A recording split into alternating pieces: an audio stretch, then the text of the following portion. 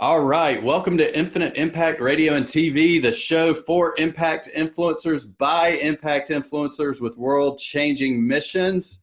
And welcome back, everybody. You may have seen me reading that if you were watching, as I just told my guest, Trey, it's been like a month since I've recorded one of these. It's been like that holiday season and getting set for 2020, a new decade. So, hey, what better way to start my first interview of the new decade is Trey Carmichael, and I'm going to let him sort of introduce himself here in just a second, but I told him I wanted to read this because I loved it on his Facebook profile. He writes, "I'm a crazy, passionate life changer that gives everyone and anyone the space they need to grow." So welcome, Trey. Thanks for joining us today, and glad to have you here on Infinite Impact Radio. Awesome. Thank you for having me, man. Yes, definitely. And I was on your show. Thank you. I'm blessed to have been on your show a while back. So I knew when I talked to you then, it was the first time we'd really met, I think. So it was awesome to get to know you. And I was like, as soon as we finished, I was like, hey, I want you on my show. We got to get you on my show. So if you will, just quickly give a little introduction to yourself, what you do, what you're up to now, and we'll go from there.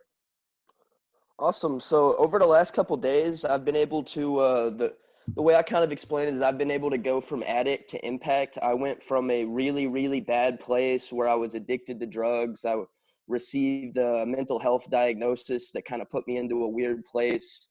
And then around that time, like I started getting into marketing. Over the last couple of years, I've been able to build a network of incredible professionals that are experts in different areas and on different things. And we take people and we take them from no brand all the way to scaling to 6, 7 and figures and above. That's awesome. That's awesome. So what do you mind going a little bit? We'll get more into your business stuff, but do you mind going a little bit deeper into your origin story just to share with people, just to give everybody a little bit of inspiration? Absolutely. So I'll go ahead and just go back. I'll go ahead and go back all the way to junior high real quick and like kind of where it all kind of got weird. Like it's kind of weird the way school is, man. Like when you're going through the first like kindergarten, pre-K, first, second grade, like everybody's friends, all the kids are friends with each other. And then all of a sudden you hit this point where everybody goes into cliques, everybody kind of separates, and then some of the kids end up being the odd ones out. I was the odd one out, and I didn't really click. I went through junior high and middle school kind of getting picked on. I didn't feel like I fit in. And then when I got into high school, I started discovering drugs. I started experimenting with drugs.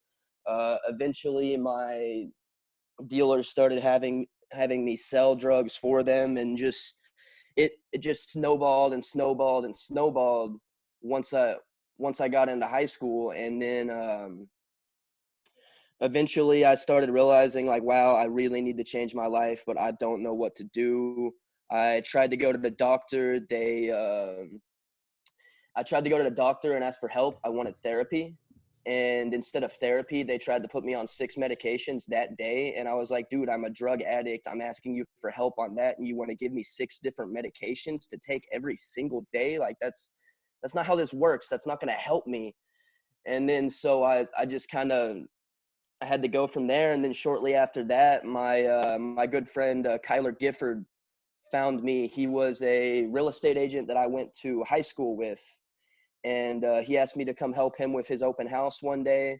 And we got to talking, and I had started a nonprofit back in high school called You Are Loved, and I had done a little bit of marketing for that. But we started talking about social media marketing and all that. And I said, I'm not an expert or anything, but like, I will come help you. And I guess it was the universe looking out. Like he knew where I was, but he gave me a job anyways. He let me start working for him. And then when I got obsessed with it, I started getting off the drugs. I reached out to one of my friend's moms, Lisa McClanahan, who is a coach and consultant for life and business. And she kind of helped me figure out who I am and what I was doing, why I was doing it, and all that stuff. And she actually helped me craft that intro that I'm a crazy, passionate life changer that gives everyone and anyone the space they need to grow. That quickly became my anchor. and I didn't have that anchor before. So if you don't have like a statement that is clearly who you are, I really recommend defining that so that you can anchor yourself to that. And then that's really where it started. From there, I just started finding more mentors. I found a mentor in every area of my life, and it just grew into what it is now. Yeah, that's great. One thing I want to go back just a little bit farther back into, you mentioned that, well, two things actually I found interesting out of that was sort of cool. One, you started a nonprofit when you were in high school. Is that what you said, right? In high school? Yes, sir. And Yeah. so that, and also you had like that little spark of wanting, you were interested in online marketing. And was that also in high school too? So you had both of those little sparks of inspiration? So I never really had that much of an interest in I never really had that marketing specifically, but I always had an interest in business. Both of my parents always ran business. Getting my dog out of my room so he will shut up. No worries. I couldn't even hear him. Yeah, I just don't want you to hear him. That's rude. But I always had an interest in marketing. Both of my parents ran businesses when I was growing up. And actually, the only two classes that I liked in high school was graphic design and entrepreneurship. The rest of the classes I literally slept through, and to be honest, I barely even graduated. Yeah. Well, it's, I think you're not alone when it comes to a lot of people I meet that are entrepreneurs. School was not really the right fit in a lot of ways for many of us, myself included. But so tell me, if you would just sort of expand a little bit on the nonprofit, because I think that's really cool. Because I can be honest with you, when I was in high school, I mean, even though you were saying, you had these things going on in high school in your personal life with drugs and, you felt left out and things like that, you started a nonprofit. I mean, when I was in high school, I could barely even, figure out how to function like a normal person. And so I find it very interesting and intriguing that you did have that spark of wanting to give to others by starting something like that. So if you don't mind, sort of share a little bit more about that, because I think that's a huge win. Well, honestly, it was never planned to turn into a nonprofit. I just knew that I felt incredibly alone all the time, even when I was sitting with my best friends, and I didn't really know how to deal with that. I didn't know how to get past that. So I went to my friend. His name's Kevin Stark. Actually, he won't mind me calling him out. But I went to my friend Kevin and I said, "Man, like, how can we tell people that like just they are loved? How can we remind them of that? Like, how can we make people know that they're loved?" And somehow that led to us going and getting a couple of anonymous masks and just getting a couple big cardboard signs that said "free hugs" and "you are loved." And we walked around my hometown for the majority of a day and just walked around town giving people hugs and having conversations with people, reminding them that they're loved and that we're all human too. And then halfway through the day, we got stopped by someone, and they were taking pictures of us in front of the big Wimberley mural. And come to find out that they were a reporter, and we were on the front page of the newspaper like the next week for doing that. And slowly it just grew from there. I went to one of my friend's dads, who was a lawyer. Turns out that he was a part of it turns out that he was a part of an umbrella organization which funds other nonprofit organizations. So very quickly, we had an organization put together. We were taking donations. We actually had one benefit for a girl in town who got into an accident. She got into a very bad car accident, and we raised over $10,000 for her. And that's kind of shortly after that, like I started kind of getting worse and worse, and it kind of fell to pieces though. Yeah. Well, that's still, you made a massive impact, whether you realize it or not, just from that one thing. So, congratulations on that. That's an awesome thing. So, it's like we talk about on this show and even the cover art. It's just that one drop in the water creates a massive ripple effect. So you were doing that back in high school. So that's great, man. That's very cool. So let's fast forward a little bit. So now, if you would just tell us sort of where you are in business right now, and what's going on in your life for this decade moving forward. Well, this decade moving forward, I am systemizing my personal brands so that it can kind of operate on its own. I'm helping other people launch their own personal brands that can operate essentially on their own. They still have to create content and do video, but from that you can create the rest of the content. And the rest just kind of works. Like if you have the content, you just have to have the places to put it, and then you're good to go pretty much. Like that's all this internet game really is just having enough content to fill where it needs to be filled. Yes. Yeah, And definitely. so I'm helping people launch their personal brands. I'm getting more and more heavily involved in nonprofits. I'm going to be taking on a handful of nonprofits pro bono and helping them put together an actual brand and finding different ways that they can monetize other than just taking donations, because I think that nonprofits have too much of a tendency of thinking, oh my gosh, we just got to get donations, and they don't sell anything, they don't do anything, and they really don't operate like an actual business for the most part. So I'm going to be working with nonprofits. I hired a virtual assistant so that I actually have time to do that. And over the last couple of years, I've been building my network. So I'm going to be putting together a done for you personal brand program where we take you from nothing and you have a business within 21 days, within 21 to 30 days with a massive amount of content ready to go out. That's great. Yeah. As we know, you got to have content. You got to be loud today all the You got to be time. very loud because there are so many people out there doing it, so that you have to be out there more times and you have to be more interesting. Yeah, definitely. Well, and that goes to, I'm going to skip ahead a little bit because, when I was on your show, I actually talked about the infinite impact method. And one part in that is, shine to attract and affect. So basically that's part of what you're doing in that when it comes to content, the right kind of content, getting out in the right locations to attract the right people and affect them, and helping other people do that. So that's cool. So let me ask you this. Based on that, what is your favorite platform to get out there and get your content out? Because I know you and I talked before this, and you're really systematizing it, and like you said, you're getting some help to get it out a lot farther to many other platforms. But out of everything out there, what do you think is your number one platform that you like to use to reach the right people and affect their lives?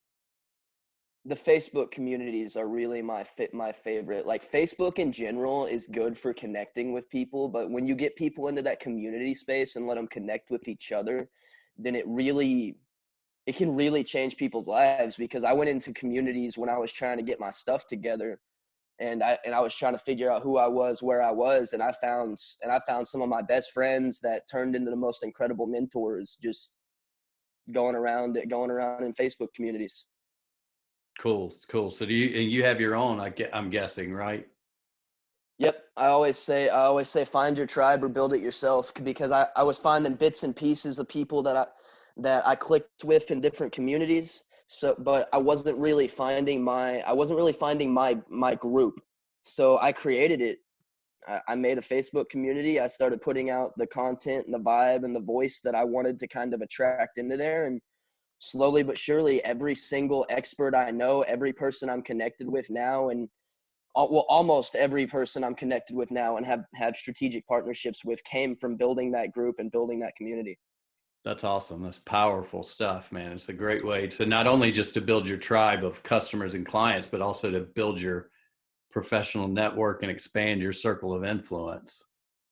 Yeah, if you want to network, start a podcast, because you ask somebody for an interview, you would really be surprised how few people say no, because it it appeals to our natural human need to feel important. And like it talks about that in How to Win Friends and Influence, and that's one of the deepest things. You make somebody feel important, you make somebody feel like you look up to them, they're probably going to say yes to you picking their brain for a little bit.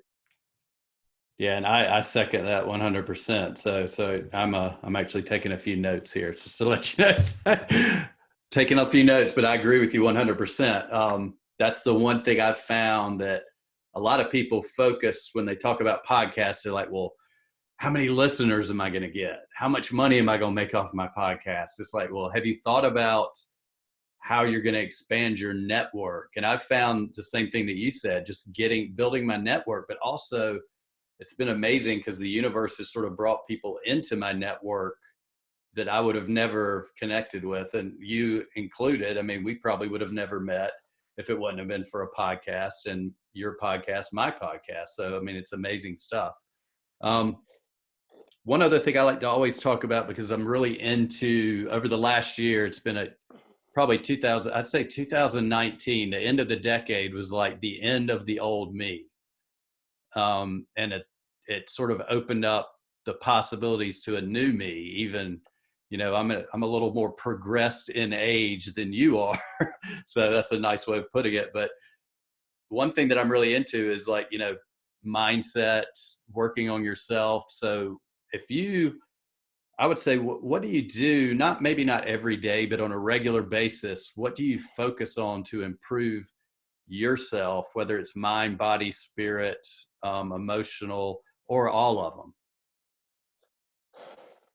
The main thing that I really focus on, and I struggled with it until recently, but when I linked up with Tiffany Toombs, she's an NLP practitioner, I started taking the language that I use with myself infinitely more seriously. And when you're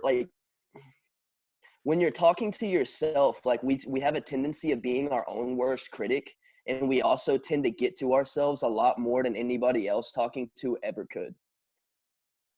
Yeah. So every single day, if Jim Quick actually puts this really well. If you've ever heard of him, he calls them ants. He calls them automatic negative thoughts, and he calls it crushing ants.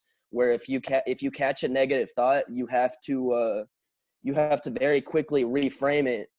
So, for instance, you get stressed out, like, it's actually kind of hard for me to even think of something now, because most of the time I automatically think the positive thoughts, because I've changed it so many times. But whenever something bad happens, we have a tendency of thinking, oh my gosh, I don't know how I'm going to do this. Like, this is the worst thing that's ever happened. Like, how can I ever come back from this? When the reality is you're going to get past it. Like you didn't die. Like, Right. as long as you didn't die, you're going to get past it. I mean, Yeah. come on. It's almost it's going to happen. It's your choice how you get past it. Yeah, so just shift the language. If you're thinking, oh my gosh, this is the worst thing that's ever happened, you just have to catch that and shift it to, this is not a good thing. I don't know how I'm going to figure this out, but I am going to figure this out, and I'm going to get past it. And you have to be the one to look at yourself and, as weird as it sounds, look in the mirror and say, I love you, but we're going to get through this. And I've had people look at me like I'm crazy when I tell people to go look in the mirror and tell yourself you love yourself and you can do this. But man, there's really a lot of power in that. You have to be the one to do that for yourself, especially if you expect other people to come in and love you the same way. Like, your cup has to be full, and it's the same with everything. Yeah, that's great. I love that. I mean, I think that's the first time anybody sort of shared that insight on the podcast, but to watch how you speak to yourself, because we all have that internal dialogue. So I congratulate you on that. I know that's something I'm working on. I meditate daily, and now I try to focus. I've been trying to train myself that whenever a negative thought or something pops up in my head, to immediately, like, I've never thought of it in that analogy though. I love it, like squashing ants, but immediately sort of check it, flip it. But then also, what I've been trying to do, and I don't know if you do this, you can let me know or not, but I try to reflect on why did that come into my head? Because there's a belief pattern that continues to bring up certain negative thoughts or certain reactions in the same type of situation. So I try to go back even another step and say, why did that happen? And how can I take care of that so that I don't have the next step, which is the negative thought or negative reaction? So Yeah, I tend to try to figure it out, but you're not always you're not always going to figure it out. And this is one thing that like I had to learn because I mean, like I said, like I got a mental health diagnosis. Like I am diagnosed with dissociative bipolar schizophrenia. So like day to day, I have some issues with my emotions, and sometimes I have to recognize like, hey, I'm not okay. Something hurts. I don't know why, but it's going to be okay. And like as humans, we have to give ourselves space to recognize that as well.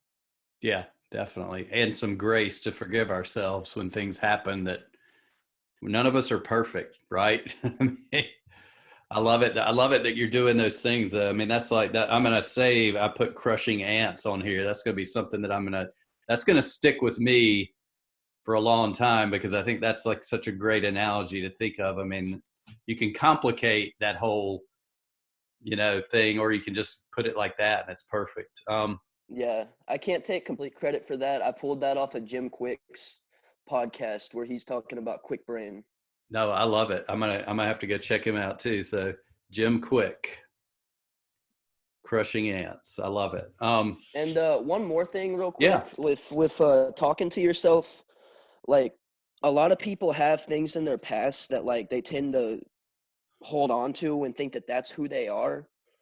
One thing that I started doing is like, and it's again, it comes back to talking to yourself, but I um I have a tendency of saying, I love you, I'm sorry, that's not how it's going to be anymore. I love you, I'm sorry, that's not how it's going to be anymore. And that, like, when you love yourself in that way, like, it really gives yourself the space to do the things that you need and want to do. yeah, I love Like, that. I like appreciate stop you. waiting for someone else to give you the space is really what I'm trying to say. Yeah, and I appreciate you sharing that. I mean, I it's funny because I had some things like this last year.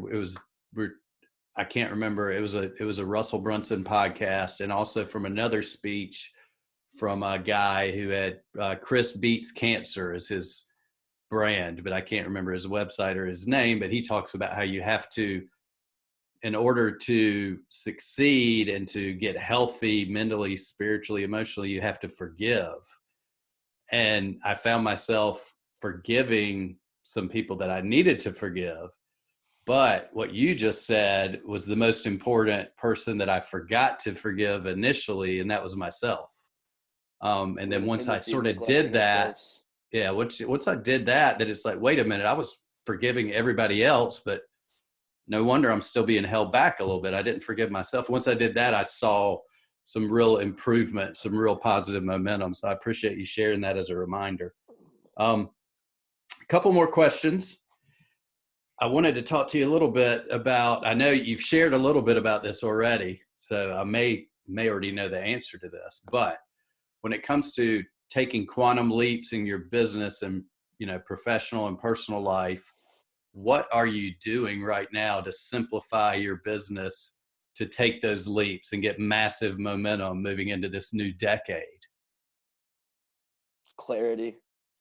Clarity and systems. Like the I was moving into this year, I was not like don't get me wrong, like I've done a lot of the work I needed to, but I wasn't completely clear on like what I was exactly trying to do, the exact impact I was trying to make, and who exactly I was trying to reach. So I was very quiet the last couple of months on social media and everything leading up into January because I was trying to figure out exactly what I was working towards and all of those things. And I had to get clear, and then I started documenting my SOPs as well so that I could hire some virtual assistants and automate anything that I possibly could so that I could essentially buy back enough time to focus on what I had been getting clear on. So that's kind of the steps that I've been taking. That's great. I love it. That's one thing that I think it's everybody's so focused on making resolutions for the new year, and you're actually doing something that I think that was a lot more productive, especially for personal and business. Getting clear on who you want to serve and how you want to serve them, what you want, and then taking yourself out of non-revenue generating things in your business is like one of the smartest. It's something I'm focusing on this year too. So I think everybody can learn from that that's listening to this. They should all start The documenting their processes. Now, let me ask you this as a follow-up. Do you use like video captures? Do you capture things with video to like document the process, just written, or how is your I process to have document the process?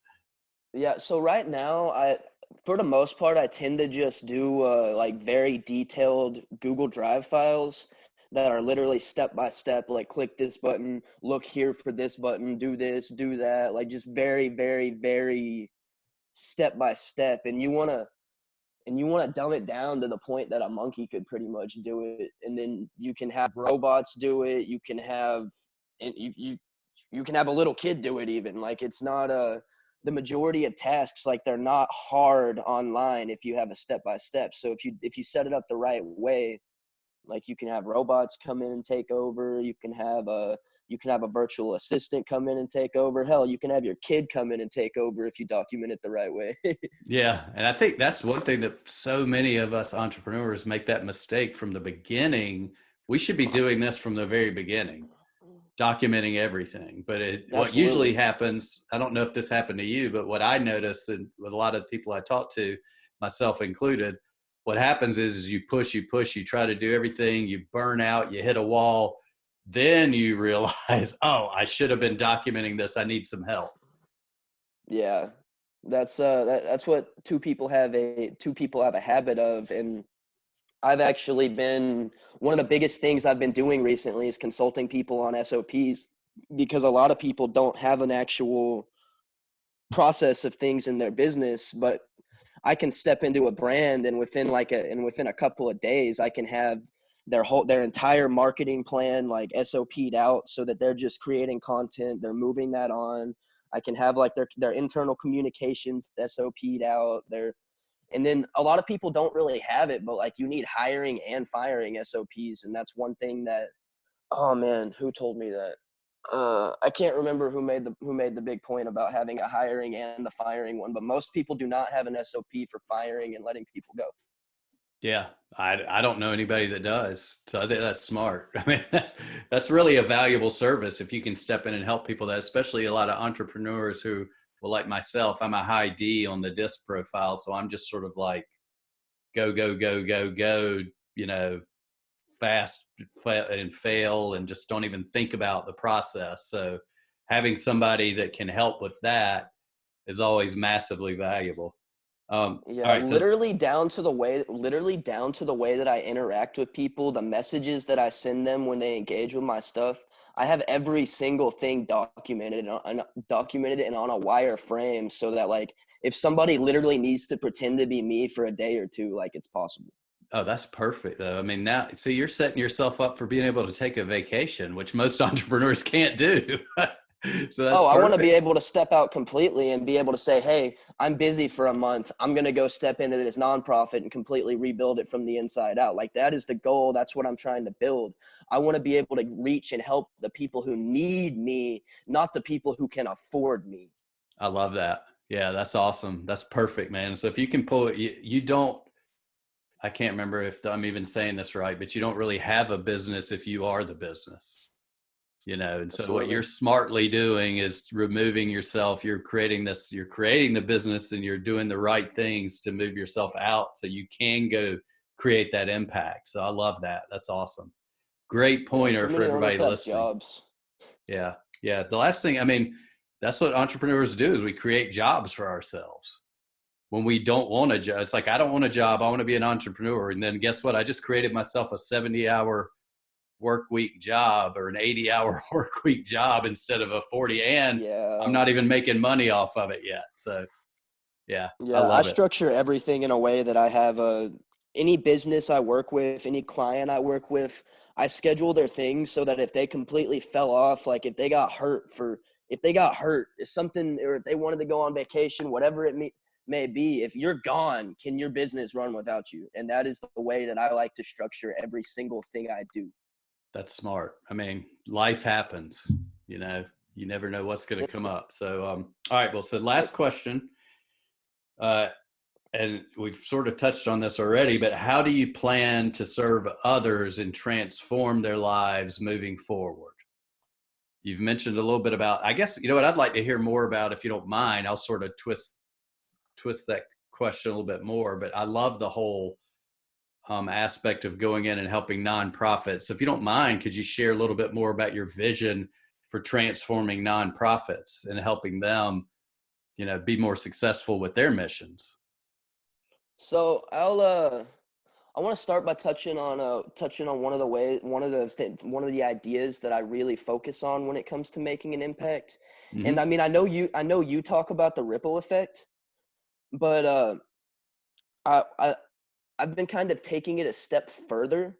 And one idea that I've been really thinking about is that, and a lot of people have called me almost selfish because I've gotten to the point where I want to make millions of dollars as fast as I possibly can, because if my cup is not full, like, I can't be pouring it into everybody else's. So I just want a constant stream of energy, and money is an energy, and the Yes. people I interact with, that's an energy. My network is an energy. I want a constant stream of energy flowing into my cup so that it is just eternally overflowing and overflowing into the people around me, and just anything that can multiply instead of just being one-to-one, like mass, in, just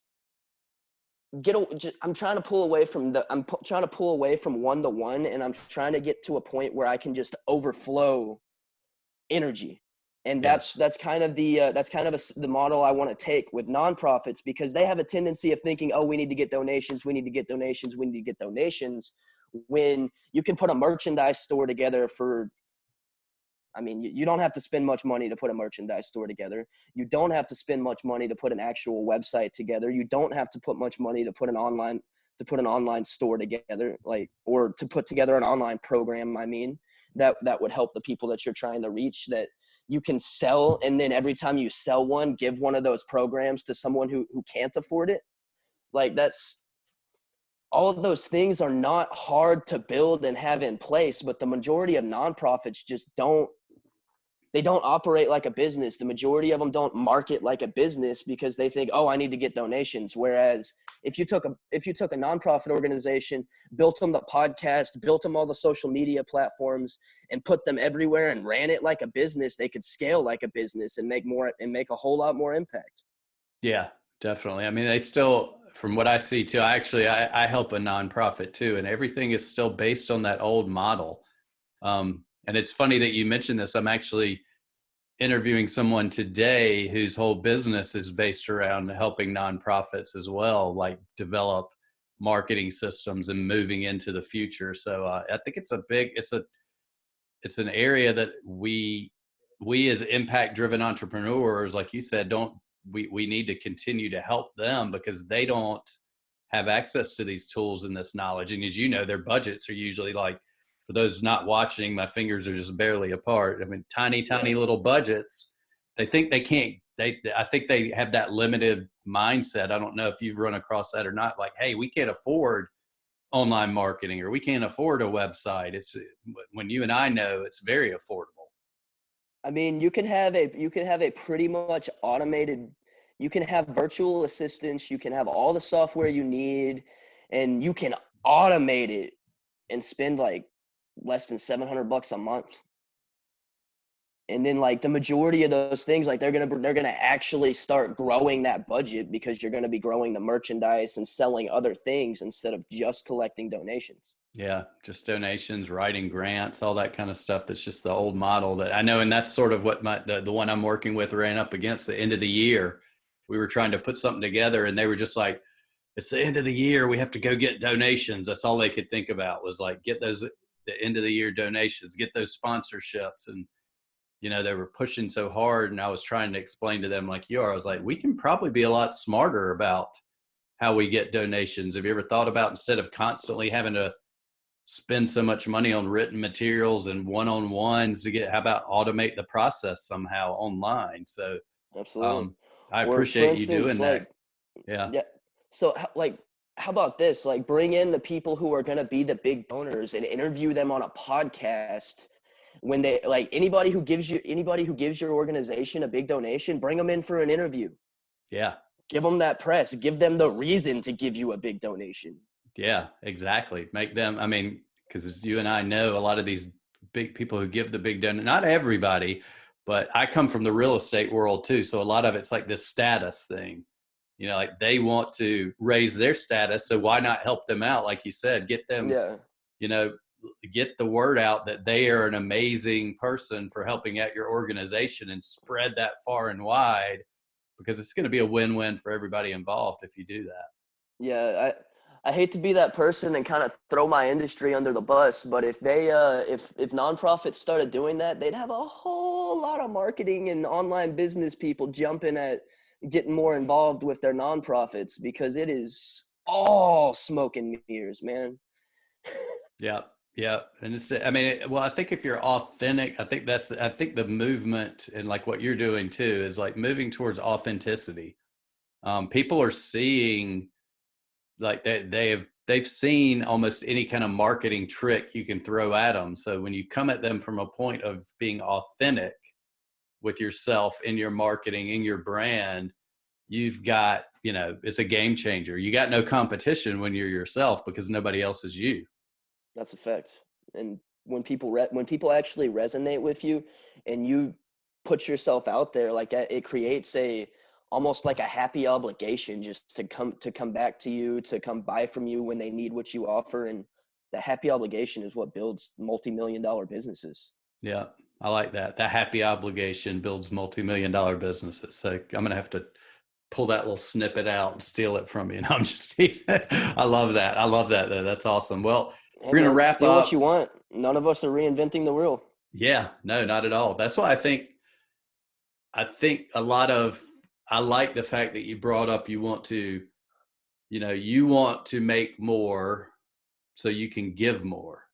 Yeah. You know, and that's the one thing that a lot of people I think get lost in. It's like, okay, oh, this is just some greedy entrepreneur. But the circle of entrepreneurs that have been on this podcast like yourself, and there are many more out there, they want to make a lot of money. I mean, they want to earn a lot, one for their family, but also so they can then follow their dreams to actually, and their mission to help other people. And I think we're moving into a new decade where I think we're going to see a lot more of that, a lot more authenticity, and a lot more entrepreneurs who are focused on making more money to make a bigger impact, you know, to monetize their mission, not necessarily just to hit customers up to get some quick cash and, you know, buy a Ferrari. At least I hope we're seeing that.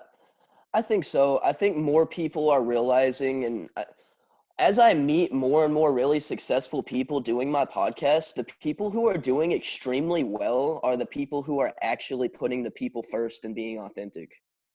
Yeah. Yeah. I agree with you 100%. Well, we're going to wrap up. So I want to just quickly, this is something new. I don't know where I had this idea, but I thought I'd throw this out there. I wanted to just throw out like 3 of my biggest takeaways and that I got from you today to sort of celebrate some of the stuff you threw out there, so the people listening can actually at the end of this podcast go, God, there was so much value in this, but here's 3 really cool things that they can remember. And Awesome. number 1 was, if you don't have an anchor statement that you can share about yourself, you need to create one. I thought that was very valuable. Number 2, if you want to build a successful network, start a podcast, start interviewing people. Also agree 100%. So there's 2 things our listeners can do right now. And the third one, this might have been my favorite one just because of the visual. And I know you said it wasn't yours 100%, but I'm giving you, you know, credit for sharing it with us. Otherwise I would have never heard it. Was, you know, we all have those negative thoughts popping up in our head. So every time one pops up, you want to think of it as an ant and crush that ant. So what was the actual wording behind that? Any negative thought? It was the automatic negative thoughts. Yes, automatic negative thoughts or ants, and then you want to crush those whenever they come up and replace it with something positive, I'm guessing. So yeah, I love those 3 It's cool more just takeaways. reframing it. It's not so much completely replacing the thought, but it's reframing it from, oh my gosh, this is the worst thing ever. to, oh my gosh, this is not good, but it's going to be okay. Yeah, yeah, definitely. And oh, how blessed I am to get this lesson that I can learn from and grow stronger from. You know, I love that. That's all. That's great. So those are three takeaways that everybody can get from this. There was so much more though. So go back and listen to the whole thing again. Um, and before we wrap up, I do want to ask you, where can everybody find you? I know you've got the next decade you're going to be everywhere. So give us maybe your top 2 or 3 places that you want people to come interact with you now. You can find me on pretty much any social media platform. Really, the best way to actually communicate with me is just to go add me on Facebook. It's Trey Carmichael. You can get into the Virtually Limitless Entrepreneur community as well. And those are kind of going to be where I hang out the most. Okay. And then also I've got the Virtually Limitless podcast. If you want to go see some of my interviews and stuff like that, you'll be able to catch Evans on there soon. Yeah, I can't wait. I can't wait to watch that. That was one of my favorite interviews, to be honest with you, too, of the last decade. Look, you get to be the first of the new decade, and you were being on your podcast was one of my favorites last year. But I'll put links for all those. Is there anything else you want to share? Do you have anything out there you want to give, or just tell them to come to your group and join your group and get in there and start interacting? Yeah, just hop in there. There's a ton of value. Like, I mean, I'm getting some stuff put together. I'm gonna have like a virtual summit that people can opt into soon, and I'm having an ebook. Like, I put it together, and now I'm having it turned into an actual ebook that's gonna be like my personal brand blueprint. So I'll be giving all that stuff away in my group soon. But the interviews are really the main thing that I give, because I mean that's straight from the mouth what these people are doing right now, not just some hooey from a course. Yeah. So go to the Virtually Limitless Entrepreneur community right now. So that's where you'll get all the good stuff. So, all right, Trey. Well, I appreciate it. Thank you for being my first interview of 2020 in the new decade. So we kicked it off in a good way, I think, today. And I appreciate you, and I'm grateful that we got to connect over these past few months. And I look forward to doing some stuff with you in the future too. And who knows, man, I'm might be coming to you pretty soon to help me with some systems, because I am in dire need of that kind of help. That just does not function in my brain. So I appreciate you, and thanks for spending time with us. Absolutely, man. We all win when we all win.